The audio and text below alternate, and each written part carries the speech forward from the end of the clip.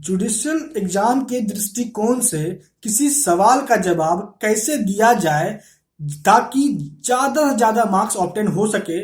तो इस लेक्चर में हम लोग डिस्कस करने वाले हैं दो पॉइंट पे। पहला point, how to write a answer to the question in the mains exam, और दूसरा इसके थ्रू हम लोग समझेंगे एडल्ट्री के अपराध को कि एडल्ट्री कब होता है और किसके द्वारा होता है और किसके अगेंस्ट होता है और इसका पनिशमेंट क्या है, और इससे जुड़ा हुआ जितना भी रिलेवेंट पॉइंट है हम लोग कम समय में हर बात को समझने की कोशिश करेंगे। तो दोस्तों, लेक्चर स्टार्ट करने से पहले एक रिक्वेस्ट है कि प्लीज आप मेरे चैनल को सब्सक्राइब करें और मेरे वीडियो को ज्यादा से ज्यादा लाइक एंड शेयर करें। और हाँ दोस्तों, अगर आपको कोई समस्या है लॉ से रिलेटेड तो प्लीज आप कमेंट बॉक्स में कमेंट करें। तो चलिए आज की लेक्चर को स्टार्ट करते हैं और समझते हैं।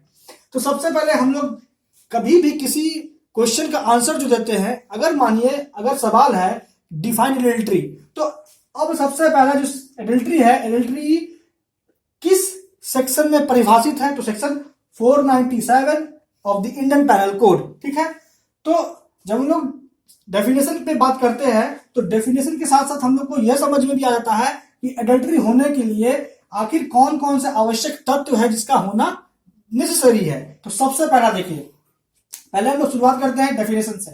देखिए, एडल्ट्री को हम लोग डिफाइन भी करेंगे और ये समझेंगे कि अपराध होने के लिए कौन कौन सा एलिमेंट आवश्यक है एडल्ट्री अपराध को लेकर। ठीक है, तो सबसे पहला क्या है पॉइंट कि सेक्सुअल इंटरकोर्स होना आवश्यक है। तो किसके द्वारा, तो एक पुरुष के द्वारा, एक मैन के द्वारा, और किसके साथ होना आवश्यक है, तो एक महिला के द्वारा। ठीक है, और वो महिला कौन होनी चाहिए, तो वो महिला होनी चाहिए या फिर जो पुरुष सेक्सुअल इंटरकोर्स कर रहा है उसको इस बात की जानकारी है, that means whom he knows, that means कि यहाँ पे जिस महिला के साथ यह पुरुष सेक्सुअल इंटरकोर्स कर रहा है उसको इस बात की जानकारी है कि वह महिला किसी की पत्नी है। दूसरा, उसके बाद जो या इस व्यक्ति को, दैट मीन्स इस मैन को, इस पुरुष को इस यह रीजन होना चाहिए, यह बिलीव करने का रीजन है कि वह किसी की पत्नी हो सकती है जिसके साथ वह सेक्सुअल इंटरकोर्स कर रहा है। ठीक है, किसी दूसरे व्यक्ति की पत्नी हो सकती है। क्लियर। तो यहां जो टर्म इस्तेमाल हुआ रीजन टू बिलीव, इस टर्म को डिफाइन किया गया है इंडियन पैनल कोड में सेक्शन 26 में। ठीक है, तो पहले इंग्रेडिएंट से यह समझ में आ गया कि सेक्सुअल इंटरकोर्स एक व्यक्ति के द्वारा किसी महिला के साथ, जो महिला है या जिस महिला के संबंध में उसको जानकारी है, उस व्यक्ति को जिसने सेक्सुअल इंटरकोर्स किया है, या उसको बिलीव करने का रीजन है कि वह किसी की पत्नी हो सकती है। किसी की पत्नी से यह तात्पर्य है कि किसी दूसरे व्यक्ति की पत्नी हो सकती है। ठीक है, और अगर वह सेक्सुअल इंटरकोर्स करता है बिना कंसेंट के उस महिला के हस्बैंड के, ठीक है, तो ऐसे सेक्सुअल इंटरकोर्स को हम लोग क्या कहेंगे, तो वो रेप नहीं माना जाता, वो क्या होता है, एडल्टरी होता है। दैट मीन्स कि वह व्यक्ति जिसने सेक्सुअल इंटरकोर्स किया वो कौन सा अपराध कमिट कर रहा है, वो एडल्टरी कर रहा है। दोस्तों, ये जो ऑफेंस होता है अगेंस्ट मैरिज होता है, और ये जो अपराध है ये हमेशा अगेंस्ट हस्बैंड होता है। ठीक है, इस अपराध में जो विक्टिम होता है वो कौन होता है, हस्बैंड होता है। तो ये है एसेंशियल इंग्रेडिएंट्स। ठीक है, और इसका डेफिनेशन हम लोग इसमें जब हम लोग सेक्शन 497 देखेंगे तो उसमें मोस्ट इंपॉर्टेंट जो सेगमेंट है वो यह है कि इस सेक्शन में एडल्टरी को लेकर यह कहा गया है कि एडल्टरी के केस में वाइफ कभी भी एबेटर नहीं मानी जाती है। और ये जो सेगमेंट है दोस्तों, ये बहुत कंट्रोवर्शियल सेगमेंट हो जाता है इस सेक्शन 497 का। इस सेगमेंट को लेकर सेक्शन 497 को चैलेंज किया गया सुप्रीम कोर्ट में। किस केस में, देखिए, Sumitri Vishnu versus Union of India case में। और इस केस में यह कहा गया कि जो सेक्शन 497 है 497 ऑफ इंडियन पैनल कोड, वो वॉयलेटिव है आर्टिकल 14 का और 15 का। ठीक है, तो साफ तौर पर दिख रहा है कि सेक्शन 497 में यह कह रहा है कि वाइफ अबेटर नहीं मानी जाएगी या वाइफ एज अ पनिशेबल नहीं होगी एज अ बेटर। तो यहां डिस्क्रिमिनेशन हो रहा है। ठीक है, इसी बात को पॉइंट बना के Sumitri Vishnu versus Union of India case में यह बात रखा गया कि जो सेक्शन 497 है वो वॉयलेटिव है आर्टिकल 14 और 15 का। ठीक है, लेकिन सुप्रीम कोर्ट का यह कहना था कि नहीं, ये कॉन्स्टिट्यूशनली वैलिड है। ठीक है, और इसके साथ साथ हम लोग और एक केस देखते हैं, वो है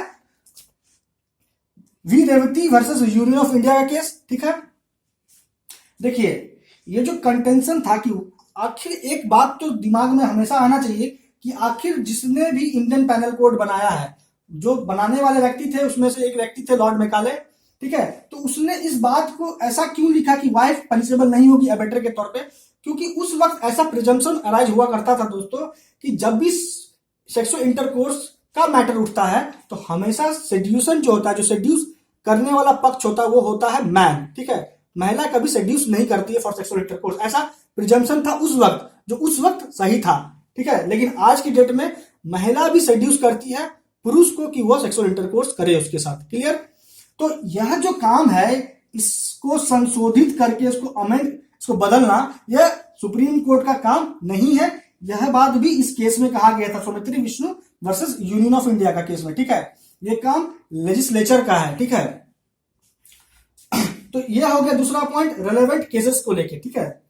जब हम लोग बात करते हैं इसके सजा को लेके, जो एडल्ट्री अपराध है उसका क्या सजा है, तो देखिए इसमें कारावास होता है 5 वर्षों तक का, ठीक है, या फाइन होता है या दोनों होता है, क्लियर। ये हो गया पनिशमेंट। चौथा पॉइंट है क्लासिफिकेशन, ऑफेंस को क्लासिफाइड किया गया, देखिए कुछ इस प्रकार। ये जो एडल्ट्री अपराध है वो है non cognizable. Non cognizable offence का मतलब यह होता है कि वह अपराध जिसमें पुलिस जो है विदाउट वारंट अरेस्ट नहीं कर सकती। दैट मीन्स कि अरेस्ट करने से पहले पुलिस ऑफिसर के पास वारंट होना चाहिए अरेस्ट का, तभी वो अरेस्ट करेगी। दूसरा क्या कह रहा है कि यह बेलेबल ऑफेंस है। दैट मीन्स कि ऐसे अपराध के संबंध में जो एक्यूज होगा उसको as a matter of right bail मिलेगा ही मिलेगा, ठीक है। और ये जो अपराध है ये कंपाउंडेबल है, ठीक है। दैट मीन्स कि इस अपराध को लेकर विक्टिम और एक्यूज में क्या हो सकता है, कंप्रोमाइज किया जा सकता है, ठीक है। और ये जो अपराध है एडल्ट्री, इसका जो मुकदमा होगा किसके द्वारा चलाया जाएगा, ट्रायल, तो जुडिशियल मजिस्ट्रेट फर्स्ट क्लास के द्वारा, क्लियर। अब आइए पांचवा पॉइंट है प्रोसिक्यूशन का। दोस्तों जो मोस्ट इंपॉर्टेंट क्वेश्चन अराइज होता है कि अगर एडल्ट्री हुआ तो एडल्ट्री जो ऑफेंस है उसका कॉग्निजेंस कोर्ट किसके कंप्लेंट पे लेगी, ठीक है। तो देखिए इससे पहले हम लोग डिस्कस की जो एडल्ट्री ऑफेंस है वो हमेशा होता है किसके अगेंस्ट, तो हस्बैंड के अगेंस्ट होता है। तो जब हम लोग देखेंगे सीआरपीसी का सेक्शन 198 सबसेक्शन 2, तो उसके अनुसार ये जो अपराध है एडल्ट्री, इसका कॉग्निजेंस कोर्ट तब लेगी जब इस संबंध में कंप्लेंट अगर हुआ होगा हस्बैंड के द्वारा या फिर किसी अन्य व्यक्ति के द्वारा हस्बैंड के बिहाफ पे, सब्जेक्ट टू दी कंडीशन, ठीक है, जो दिया गया है 198 सेक्शन में, 198 सबसेक्शन 2 में सीआरपीसी का, वो भी कोर्ट के परमिशन के साथ, क्लियर। दोस्तों अब आइए नेक्स्ट पॉइंट पे। नेक्स्ट पॉइंट है एडल्ट्री और रेप के बीच में क्या अंतर है इस बात को लेके। देखिए रेप जो होता है वो हमेशा किसके अगेंस्ट होता है, तो वो होता है वुमेन के अगेंस्ट, ठीक है। लेकिन जब हम लोग बात करते हैं एडल्ट्री का, तो एडल्ट्री किसके अगेंस्ट होता है अपराध, वो अपराध होता है हस्बैंड के अगेंस्ट, क्लियर।